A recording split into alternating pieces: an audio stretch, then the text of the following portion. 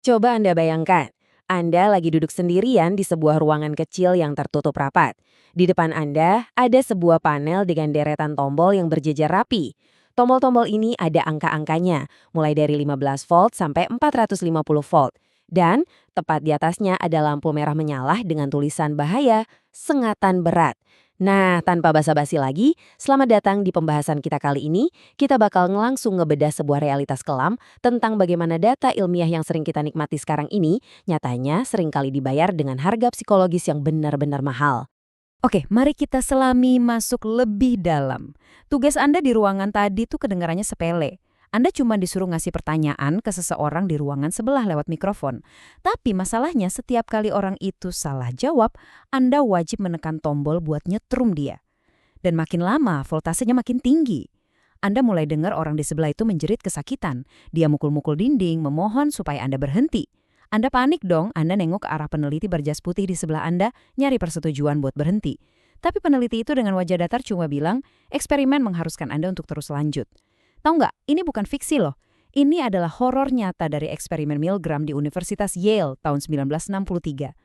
Anda dibikin percaya kalau Anda lagi menyiksa atau bahkan ngebunuh orang asing cuma karena ada sosok berotoritas yang nyuruh Anda.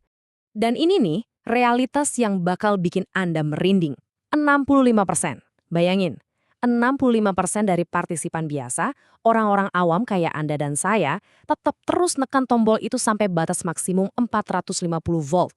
Bahkan waktu jeritan di ruangan sebelah udah berubah jadi keheningan total. Sengatan itu emang palsu sih, korbannya itu cuma aktor. Tapi, trauma mental yang dialami sama partisipan yang nekan tombol itu 100% nyata.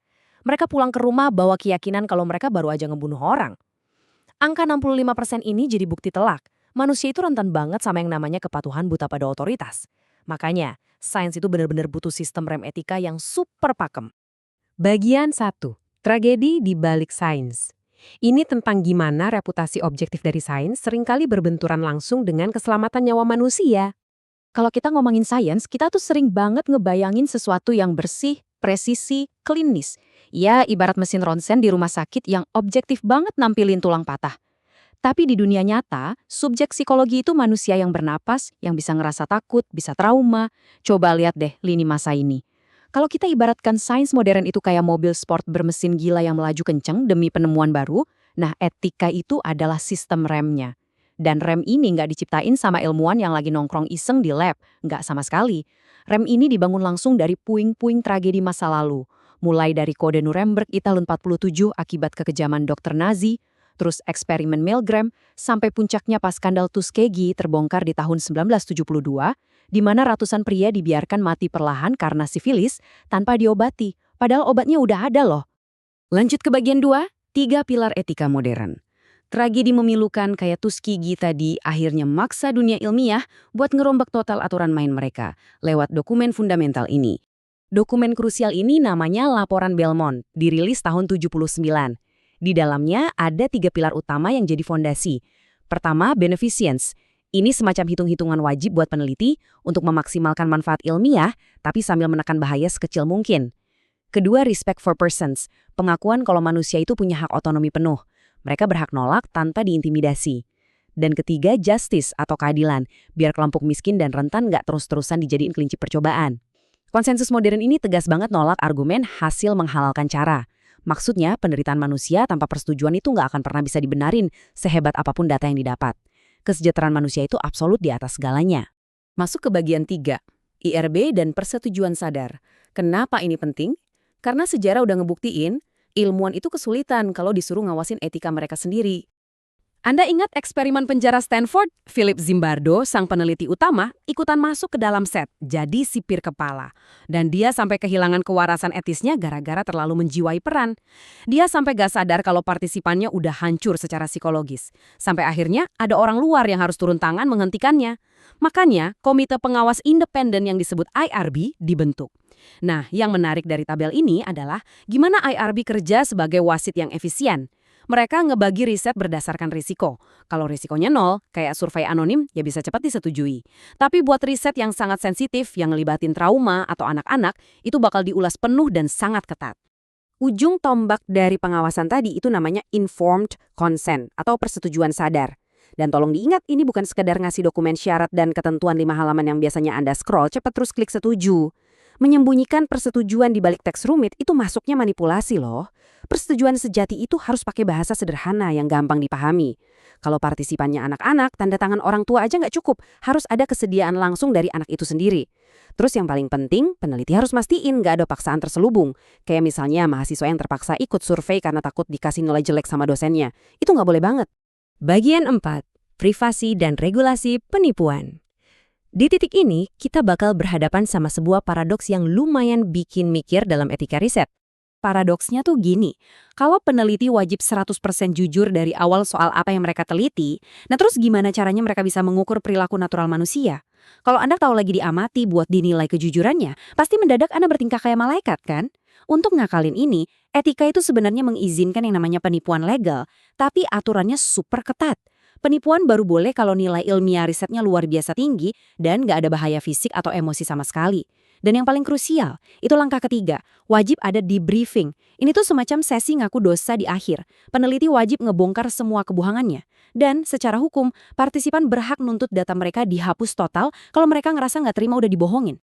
Dan ini ngasih visual yang brilian banget buat ngelurusin salah paham terbesar di masyarakat soal data. Banyak yang ngira anonimitas itu sama dengan kerahasiaan, padahal beda jauh. Anonimitas itu murni, peneliti bener-bener nggak tahu siapa Anda, persis kayak kotak saran kosong di pinggir jalan. Kalau kerahasiaan atau confidentiality, peneliti itu tahu identitas Anda, tapi dia janji buat tutup mulut, layaknya pendeta yang dengerin pengakuan dosa. Tapi ingat, janji kerahasiaan ini secara hukum bakal langsung gugur kalau ada nyawa yang terancam. Maksudnya, kalau partisipan ngaku mau ngelukain diri sendiri atau orang lain, peneliti wajib lapor ke pihak berwenang. Bagian 5. Integritas dan praktek meragukan. Sekarang, fokus perlindungannya bergeser nih. Bukan cuma soal fisik manusianya, tapi ngelindungin datanya itu sendiri. Disinilah kompas moral si ilmuwan benar-benar diuji. Manipulasi data itu bahayanya setara loh dengan nyakitin partisipan.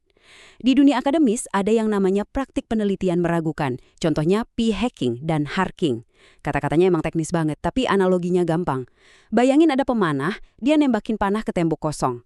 Nah, setelah panahnya nancap, baru deh dia jalan ke sana bawa cat, terus ngegambar papan target yang pas ngelilingi anak panah itu. Curang kan? Ini persis yang terjadi kalau peneliti ngutak-ngatik data atau ngubah hipotesis setelah hasilnya keluar. Cuma biar kelihatan tembakannya pas sasaran dari awal, bener-bener manipulatif. Bagian 6. Era baru sains terbuka. Sebuah solusi struktural buat balikin lagi kepercayaan publik sama metode ilmiah. Gara-gara praktek curang ngegambar target belakangan tadi, banyak banget penemuan sains yang ternyata pas diuji ulang, hasilnya beda jauh. Solusi buat mengakhiri siklus ini adalah sains terbuka. Lewat sistem praregistrasi, peneliti itu wajib banget mempublikasikan papan target mereka secara terbuka sebelum mereka narik busur panahnya. Jadi metode dan hipotesisnya udah dikunci di awal. Ditambah lagi, ada transparansi data mentah yang bisa diaudit siapa aja. Jadinya, peneliti nggak punya lagi celah buat diam-diam mengubah target atau ngebuang data-data yang dianggap gagal. Sejarah panjang yang dibangun dari tragedi-tragedi tadi emang udah ngebentuk benteng etika buat ngelindungin kita. Tapi, sebelum kita tutup pembahasan ini, saya mau Anda merenungkan satu hal. Di era sekarang, algoritma perusahaan teknologi raksasa itu tiap detik ngerekam setiap klik Anda, durasi tontonan Anda, pokoknya seluruh perilaku online Anda secara masif. Kalau lautan data ini dikumpulkan dan dimanipulasi tanpa kita sadar, coba tanya ke diri Anda sendiri. Jangan-jangan kita semua ini sekarang diam-diam lagi jadi partisipan dalam eksperimen psikologi skala global? Sesuatu yang lumayan bikin overthinking ya. Sesuatu yang patut Anda ingat-ingat lagi besok pagi sebelum Anda dengan santainya mengklik tombol saya setuju di layar handphone Anda. Terima kasih banyak sudah mengikuti eksplorasi kita kali ini.